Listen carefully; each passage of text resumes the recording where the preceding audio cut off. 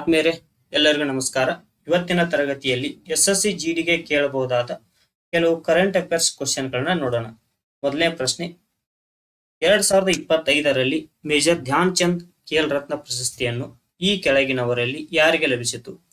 Option A Neeraj Chopra, option B Manu Bhaker, option C PV Sindhu, option D Virat Kohli. ಈ ಪ್ರಶ್ನೆಗೆ ಸರಿಯಾದ ಉತ್ತರ ಆಪ್ಷನ್ ಬಿ ಮನು ಭಾಕರ್. ಇನ್ನು ಈ ಪ್ರಶಸ್ತಿ ಬಗ್ಗೆ ನೋಡೋದಾದ್ರೆ, ಈ ಪ್ರಶಸ್ತಿ ಸ್ಥಾಪನೆಯಾಗಿದ್ದು 1991ರಲ್ಲಿ. ಇನ್ನು ಈ ಪ್ರಶಸ್ತಿಯ ಮೊದಲ ಹೆಸರು ರಾಜೀವ್ ಗಾಂಧಿ ಖೇಲ್ ರತ್ನ ಪ್ರಶಸ್ತಿ ಅಂತ ಕರಿತಾ ಇದ್ರು. ಈ ಪ್ರಶಸ್ತಿ ಹೆಸರು ಬದಲಾವಣೆ ಮಾಡಿದ್ದು ಆಗಸ್ಟ್ 6, 2021ರಲ್ಲಿ ಈ ಪ್ರಶಸ್ತಿಯ ಹೆಸರನ್ನು ಬದಲಾವಣೆ ಮಾಡಲಾಯಿತು. ಇನ್ನು ಈ ಪ್ರಶಸ್ತಿಯನ್ನು ಮೊದಲ ಪುರಸ್ಕೃತರು ಯಾರು ಅಂದ್ರೆ ವಿಶ್ವನಾಥ್ ಆನಂದ್ ಅವರು. 1991ರಲ್ಲಿ ಈ ಪ್ರಶಸ್ತಿಯನ್ನು ನೀಡಲಾಗಿದೆ. ಇನ್ನು 2025ರಲ್ಲಿ ಒಟ್ಟು 4 ಜನರಿಗೆ ಈ ಪ್ರಶಸ್ತಿಯನ್ನು ನೀಡಲಾಗಿದೆ. ಮೊದಲನೇದಾಗಿ ಮನು ಭಾಕರ್ ಅವರು ಶೂಟಿಂಗ್ ನಲ್ಲಿ, 2 ಹರ್ಮನ್ ಪ್ರೀತ್ ಸಿಂಗ್ ಅವರು ಹಾಕಿಯಲ್ಲಿ, 3 D Gukesh chess, 4 Praveen Kumar para athletics. ಇನ್ನು ಎರಡನೇ ಪ್ರಶ್ನೆ,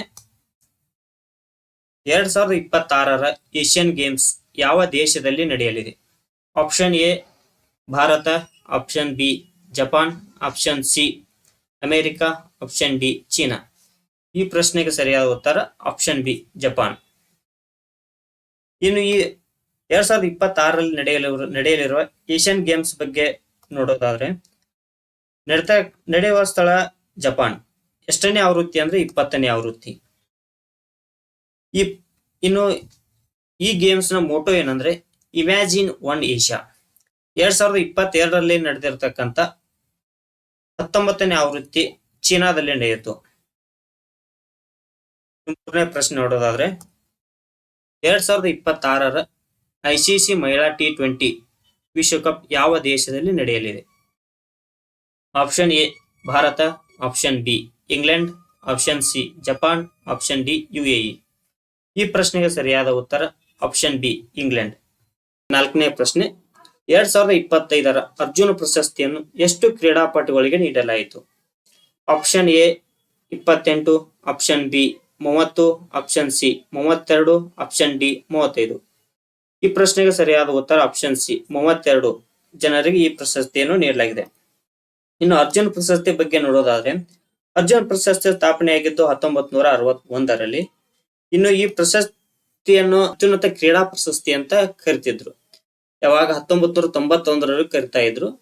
ಇನ್ನು ಯಾವಾಗ ರಾಜೀವ್ ಗಾಂಧಿ ಖೇಲ್ ರತ್ನ ಪ್ರಶಸ್ತಿಯನ್ನು ಸ್ಟಾರ್ಟ್ ಮಾಡಿದ್ರು, ಅಂದಿನಿಂದ ಇದು ಭಾರತದ ಅತ್ಯುನ್ನತ 2ನೇ ಕ್ರೀಡಾ ಪ್ರಶಸ್ತಿ ಅಂತ ಹೆಸರಾಗಿದೆ.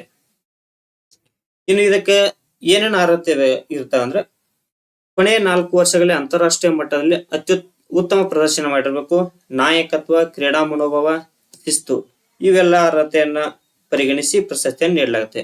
ಇನ್ನು ಪ್ರಶಸ್ತಿಯ ಆಯ್ಕೆಯಾದ ವ್ಯಕ್ತಿಗೆ ಏನೇನು ನೀಡಲಾಗುತ್ತೆ ಅಂದ್ರೆ, ಅರ್ಜುನನ ಕಂಚಿನ ಪ್ರತಿಮೆ, ಪ್ರಮಾಣ ಪತ್ರ, ಸಮಾರಂಭಿಕ ಉಡುಪು ಮತ್ತು 15 ಲಕ್ಷ ರೂಪಾಯಿ ಬಹುಮಾನವನ್ನು ನೀಡಲಾಗುತ್ತೆ.